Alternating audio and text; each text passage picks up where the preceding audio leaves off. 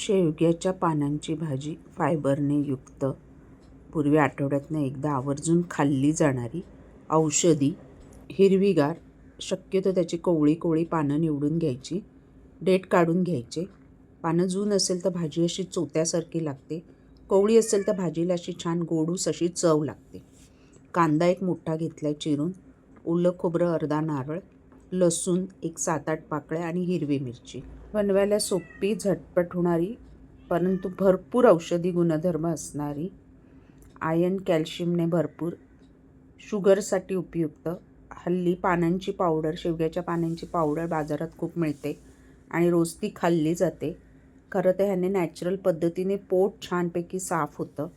Gases, ॲसिडिटीचे ज्यांना त्रास आहे त्यांच्यासाठीही उपयुक्त. फोडणीमध्ये कांदा, लसूण, हिरवी मिरची छान परतून घ्यायची.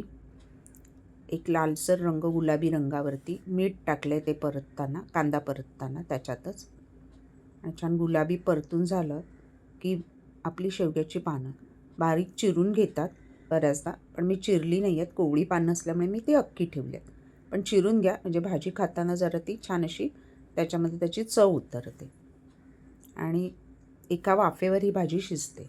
एकजीव करून झाकण ठेवून एक वाफ काढायची, त्याच्यानंतर ओलं खोबरं का आपली शेवग्याची भाजी तयार आहे. पूर्वी आठवड्यातनं एकदा ही खाल्लीच जायची. लहान मुलांना कंपल्सरी आठवड्यातनं एकदा तरी द्या, पोट साफ होण्यासाठी. जंत आणि मुरड त्रास असेल तर ह्याने शुगरसुद्धा नॉर्मल होते. कॅल्शियम भरपूर आहे ह्याच्यामध्ये. आपली भाजी बघा एका वाफेवर तयार झाली आहे. आता त्याच्यात ओलं खोबरं घालून एक 5 मिनटं चांगली ढवळून घ्यायची. चपातीबरोबर, भाकरीबरोबर, दाल राईसबरोबर पण ही भाजी तुम्ही खाऊ शकता.